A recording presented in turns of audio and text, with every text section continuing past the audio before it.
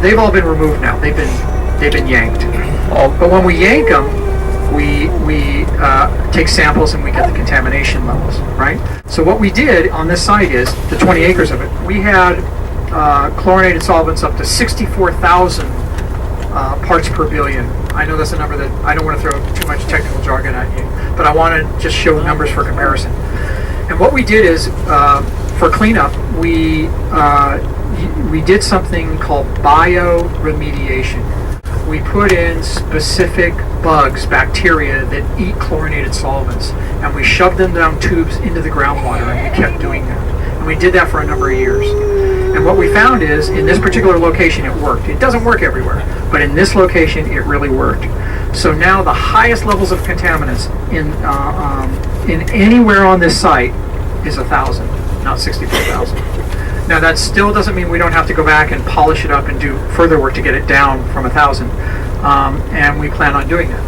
But that shows you the improvement that can be made just by using technologies like injecting bacteria that actually eats the contaminants and then destroys them by eating them and ingesting them and then excreting them.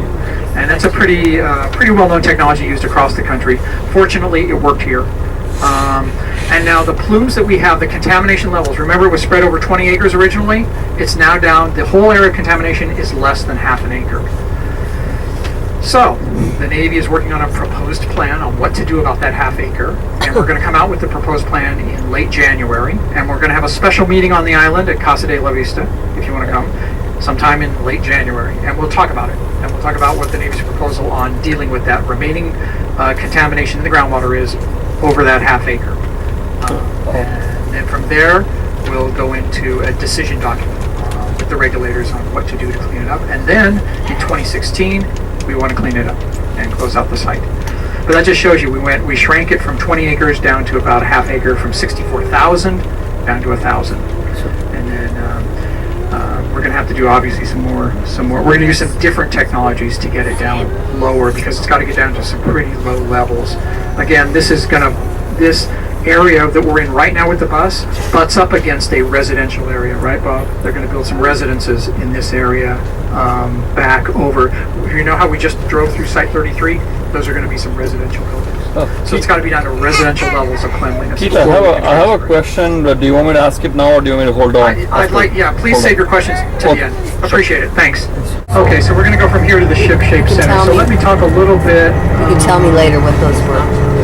See, the whole thing about there seems to be a consistent about those other sites. So we covered Site 31. You might have noticed next to Site 31 was the open field there near the school. Right across from that is the Daycare Center, and that's Site 30 on your map.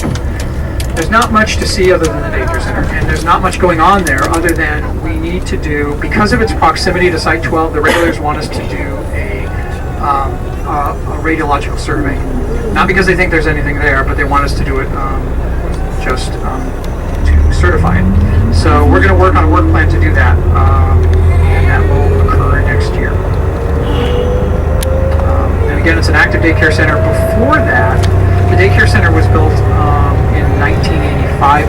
Before that, it was an open field where equipment was stored, electrical equipment. We have done some digging around the edges of that, but it was for some chemicals called Dioxins and Furans. Furans, some of the most toxic stuff on the earth. So again, listen, one of the things here, I hope you've enjoyed the tour, and I'd really love it if you take the time to write some feedback for me. Now again, one of these things I'm told, I guess I ran over 90-minute time frame, and I hope this was worth your time. But again, you see, that's the thing. I could stay here all day and talk about the base and love it. But I know you have other things you need to do.